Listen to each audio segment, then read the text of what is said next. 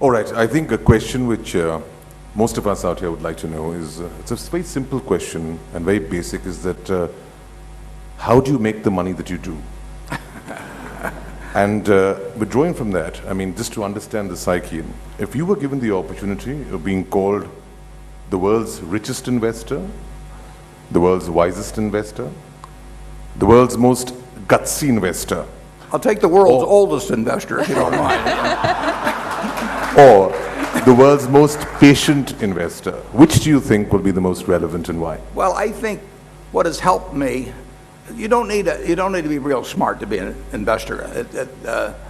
We try to keep that among ourselves, we investors. But the truth, I've often told audiences in the United States that if you have 160 IQ, sell 30 points to somebody else because you won't need it in investing.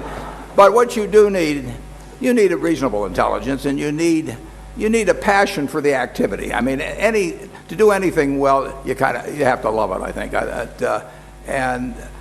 But the most important ingredient is temperament.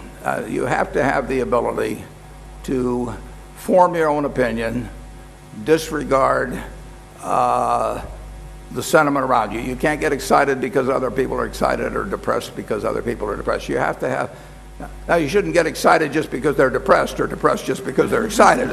But you have to have an ability to look at facts and think about them independent of the chatter you hear in the background. And I would say that's about 80% of investing. And if you have that, you will have these other qualities like patience. I'm not a gutsy investor. I mean, I just do things that are pretty simple and obvious.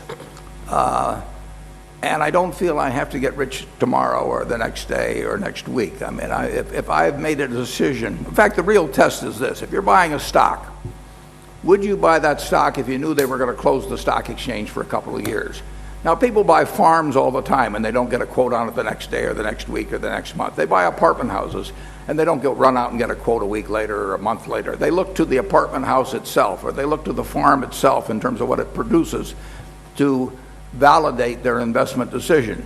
But when they buy a stock, they want to look at the price the next morning to see whether they made the right decision or not. And that's just foolish.